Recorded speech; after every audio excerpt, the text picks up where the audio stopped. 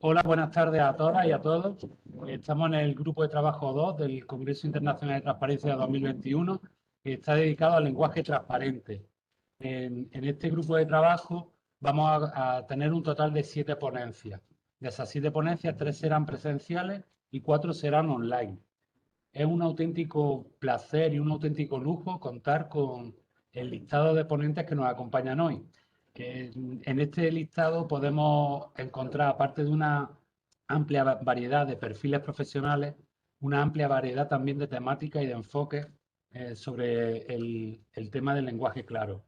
El lenguaje claro, como venimos defendiendo desde hace unos años, es una cuestión fundamental que debe acompañar cualquier política de transparencia desde su diseño hasta su implementación, porque sin lugar a dudas la transparencia, como solía decir Manuel Medina, el antiguo director del Consejo de Transparencia y Protección de Datos de Andalucía, solía decir que la transparencia es un derecho hecho para los ciudadanos, para las personas, y no un derecho configurado para la clase política.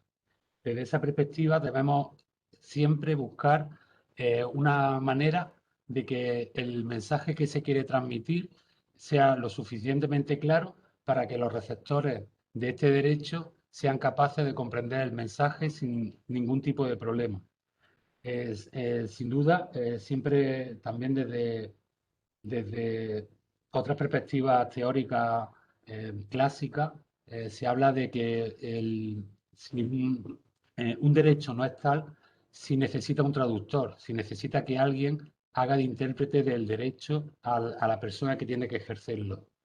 Y en ese sentido, también encontramos unas aproximaciones más actuales que tienen una relación entre la soberanía del individuo y su relación con el uso del lenguaje. De esta manera también hablan eh, de que las personas no somos usuarios de un lenguaje, sino que somos hablantes. Y como hablantes somos soberanos sobre esta lengua. Y en definitiva también la lengua no deja de ser ese vehículo necesario por el que tenemos que ponernos en contacto y, y que también hace que siempre está en una continua revisión, como señalaba también una lingüista española que nos acompañó en el último Congreso Internacional de Transparencia, en la edición online del año pasado. Decía que la lengua está viva y está sometida siempre a una negociación constante. Y bueno, desde esa perspectiva está claro que nunca acabaremos de dar con la fórmula perfecta para el lenguaje como un elemento vivo de la sociedad, pero siempre tenemos que tener el suficiente impulso y la determinación clara de caminar hacia esa claridad. Dentro de las ponencias que vamos a ver hoy, como os decía, vamos a encontrar una amplia variedad de temáticas, desde la aproximación directa o la relación directa al mundo del derecho, en el que seguro que trataremos una de las cuestiones clave que tiene que ver con el lenguaje claro y la lectura fácil, que es el del rigor. Cuán riguroso es lo que se puede transmitir a través del lenguaje claro, que parece ser que cuando no tiene ese lenguaje jurídico administrativo pierde rigor, sin que en absoluto tenga que ser de esa manera. También nos acercaremos a esta temática desde la perspectiva de la colaboración, como ese pilar del gobierno abierto, y veremos el ejemplo de una administración que está trabajando con agentes externos para implantar esta política de comunicación dentro de su trabajo diario. Veremos el ejemplo de un tema que está cobrando muchísima actualidad, como es el de la factura de la luz, un clásico de la administración que no se entiende o del lenguaje técnico por excelencia. Pues también vamos a ver una interesantísima ponencia sobre ese tema. Vamos a conocer un par de herramientas que se están desarrollando desde la perspectiva de la filología lingüística, por una parte, y desde el trabajo con inteligencia artificial por otra, que son dos iniciativas españolas interesantísimas que nos van a traer dos de sus promotoras. Y bueno, como veis, tenemos tecnología, tenemos derecho, tenemos trabajo en equipo y tenemos lo más importante, que es la mirada humana y el poner el foco en las personas. Esa transparencia antropocéntrica que hablaban esta mañana o en la sesión preinaugural del Congreso, que se pone el centro de a la persona en el centro de la transparencia. Este grupo de trabajo, sin lugar a dudas, lo ha hecho. Y además vamos a tener también la perspectiva comparada, con un estudio sobre la Unión Europea y con una aportación interesantísima de una destacadísima eh, eh, lingüista y traductora de Argentina. Sin más, os dejo ya con el ponente principal, que es Javier Amorós Dordá, subdirector de Transparencia y Buen Gobierno del Consejo de Transparencia y Buen Gobierno de España. Javier, cuando quieras. Bueno, buenas tardes a todos los presentes y los virtuales. Y bueno, como ha dicho Rafa, bueno, lo primero es agradecer a Rafa y a los organizadores del Congreso la oportunidad de participar y de plantear temas que muchas veces desde la administración nos es difícil plantear o conseguir que lleguen a tener una difusión, que es lo que proporciona el Congreso y el apoyo de toda esta gente que lo organiza y que realmente lo hace por creencia y a pulmón, porque es un esfuerzo que... Son de estos esfuerzos que yo creo que la única recompensa que tienen es el reconocimiento que os tenemos todos, ¿no? Pero bueno, la gente de Acreditra y a Manuel Sánchez de Diego de la Complutense y a la Universidad de Alicante, ¿no? Y bueno, yo le he prometido a Rafa como lo que importa es también recibir un retorno, no solo escuchar las ponencias o lo que os podamos aportar los ponentes, aunque es una nómina de ponentes muy interesante. Lo que nos interesa, yo creo que lo interesante aquí es recibir un retorno por parte vuestra y de todo el que tenga inquietudes por estos temas, que siempre nos es muy útil a los que trabajamos en esto, ¿no? Y voy a tratar de ceñirme lo más posible al tiempo, ¿no? Yo realmente te he preparado una presentación que a lo mejor, bueno, el que sea lo tiene Rafa, pero yo creo que a lo mejor para ganar tiempo lo más importante es ir digamos, al mensaje central que os quería plantear, ¿no? Como os ha dicho Rafa, yo trabajo en el Consejo de Transparencia y Buen Gobierno, que es una institución pública, independiente, que lo que trata es de garantizar el ejercicio del derecho. Es decir, cuando alguien hace una solicitud de información pública a un ministerio, el Consejo de Transparencia y Buen Gobierno tiene jurisdicción estatal y no se le da la información que quiere o no se le contesta, bueno, tiene la opción, obviamente, de ir a un tribunal, pero también tiene la opción de acudir al Consejo, presentar una reclamación en un procedimiento que es totalmente gratis, mucho más rápido de lo que sería un procedimiento judicial. Es una garantía que tiene adicionalmente de que nosotros del Consejo vamos a tratar de que se le dé esa información, ¿no? Y desde este punto de vista, un poco me toca representar a la administración, a las instituciones públicas, lo cual siempre, sobre todo en estos momentos de la historia de España, pues no es muy popular, pero eh, sí que me da la oportunidad de plantearos un poco, presentaros cuál es el punto de vista de la administración o los problemas que vemos desde la administración en todas estas cuestiones, ¿no? O sea, es evidente que el lenguaje administrativo tiene que llegar a los ciudadanos. O sea, es necesario que, para que exista transparencia, es necesario que se entienda lo que se transmite. Eso estamos todos de acuerdo y no hay ninguna duda, ¿no? Y también estamos todos de acuerdo en que la comprensibilidad del lenguaje de la administración es un derecho de los ciudadanos, ¿no? La administración ha usado muchas veces el lenguaje administrativo como una especie de coraza o de demasiados tecnicismos, un lenguaje demasiado críptico, muchas veces lo que es para esconder lo que se hace, ¿no?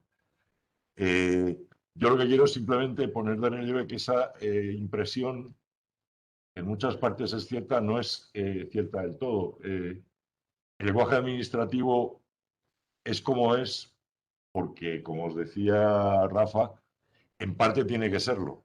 Es decir, es un lenguaje, lingüística se habla de que es un lenguaje especializado, como sería, por ejemplo, el lenguaje científico. ¿Cuál es el problema? Que el lenguaje científico está hecho para que lo entiendan los científicos. El lenguaje administrativo, que es un lenguaje especializado y que es un lenguaje técnico, tienen que entenderlo los ciudadanos. Ahí es donde tenemos el problema grande, ¿no? El que el lenguaje administrativo tenga que ser así es una exigencia desde el punto de vista de los que nos dedicamos a la administración y al derecho de seguridad jurídica. Si las normas o las decisiones administrativas se expresaran en lenguaje usual o con localismos o con frases hechas, no se podría dar al ciudadano la seguridad de lo que se está, dónde se va a incidir en sus derechos o dónde se van a proteger sus intereses o de qué manera. Entonces, de alguna manera es necesario un rigor técnico a la hora de explicar las cosas, ¿no? Lo cual plantea directamente el problema que es de lo que se va a tratar aquí esta tarde, ¿no? Si eso es así y el lenguaje administrativo tiene que ser así, ¿cómo conseguimos que se comprenda? Bueno, yo creo que eso es una obligación de la administración. Creo que se está haciendo un esfuerzo en ese sentido, que es lo que también nos interesa poner de relieve, aunque evidentemente no se está consiguiendo, ¿no? Yo creo que hay dos herramientas fundamentales que la Administración tiene que concienciarse de que están en su mano y que pueden ayudar a conseguir este resultado. En primer lugar, está claro que hay que ver los distintos tipos de información de que se trata. Es decir, un texto legal, bueno, al final a lo mejor tiene que ser de una determinada manera. Una información económica o un informe sobre las tendencias en determinada cosa, sobre los colegios o sobre el Estado, no tiene por qué estar redactado con un lenguaje jurídico, con un lenguaje excesivamente preciso. Entonces, yo creo que no es lo mismo publicar textos legales o normas o actos administrativos que publicar otro tipo de informaciones donde sí que es posible hacer ese trabajo y conseguir que la información sea mucho más comprensible, ¿no?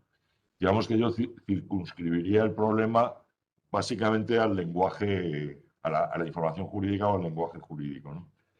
Y en estos casos, la Administración tiene que buscar herramientas para hacerlo posible. Estas herramientas, bueno, aquí va a haber ponencias muy importantes de gente que está trabajando en esto y que ha desarrollado unas metodologías y unas técnicas importantes, ¿no? Siempre lo que se puede hacer, y eso no lo impide nadie a la Administración, es publicar el texto legal o el texto del acto administrativo, junto, por ejemplo, con un glosario explicativo de los términos que se están usando. Eso no cuesta nada ni minora la rigurosidad del lenguaje o la capacidad que tiene el texto ese de ser un texto normativo y, sin embargo, permite al ciudadano entender, yo qué sé, cuando se habla de una moción de censura, lo que se quiere decir, o cuando se habla de una hipoteca o de un contrato de determinado tipo, se sepa lo que se quiere decir, ¿no?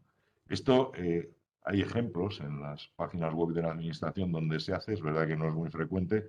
Yo siempre recuerdo en la página del Congreso de los Diputados, que sabéis que es una de las páginas, yo creo que es la más antigua del sector público español, que fue muy pionera, tiene la desventaja de que la arquitectura ahora es la que se usó pues, prácticamente en los años, a finales de los 80, yo creo que se puso en marcha la página web del Congreso. Pues tenía una cosa que estaba muy bien, cuando había no sé si seguirá funcionando así, pero tenía una utilidad en que tú dejabas el ratón sobre un determinado término y se abría una ventanita donde te explicaba lo que era. Por ejemplo, cuando hacías una moción de censura, pues te decía lo que significaba y te reconducía al artículo de la Constitución donde se explica, ¿no? Yo creo que eso es una manera de hacer las cosas con bastante, que es posible y puede ayudar a entender lo que es el lenguaje administrativo, ¿no? Otro tipo de cosa que se puede hacer son textos explicativos. Tampoco es muy complicado el decir, esta norma trata sobre este tipo de materias o viene a cubrir un hueco o se ha hecho por tal, hacer un pequeño texto de tal manera que el ciudadano se pueda situar, ¿no? se pueden hacer informaciones gráficas, se puede hacer un esfuerzo por parte de la administración para hacer entender lo que se trata de transmitir, ¿no? El tema, ya os digo, que lo que me interesa plantear sobre la mesa y que creo que es lo que dará origen a los debates es eso, hasta qué punto la administración puede renunciar a ese lenguaje riguroso y tratar de hacerlo más amigable o más... siempre a mí me gusta citar, hay el autor, el sociólogo que estudió primeramente la organización burocrática y escribió un libro que se llama La burocracia y que es un clásico, fue Max Weber, en el final del siglo XVIII, escribió un libro explicando cómo era una organización burocrática, que a él le parecía en aquel momento que era la mejor manera de organizar la administración pública en un momento en que lo que se venía era de la monarquía absoluta y de un sistema organizativo en que los funcionarios eran prácticamente propiedad del rey, el rey hacía las normas que le parecía, ¿no? Entonces, para Max Weber y muchos pensadores, pero una organización que tuviera funcionarios profesionales, que fuera independiente del poder del rey, que no se pudiera nombrar a los integrantes más que por mérito y capacidad, que obedeciera normas escritas, era una garantía, ¿no? Después, como la administración, bueno, ha evolucionado, como ha evolucionado, ha terminado por convertirse esa organización burocrática, más o menos ya, en una burocracia que es lo que ahora denunciamos todos, una organización gigante, difícil de comprender de esto que estamos hablando, ¿no? Pero lo que sí que siempre Max Weber en su obra, una de las características que pone de la administración es precisamente el lenguaje. A él le parecía un avance que la organización burocrática se expresara con normas escritas y que esas normas existieran previamente y pudieran conocerlos todos, ¿no? Claro, el problema es luego cómo se ha convertido, cómo se ha ido evolucionando esa escritura, ¿no?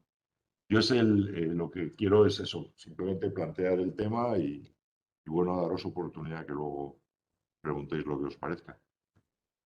Muchas gracias, Javier. Nada, tío. Interesante.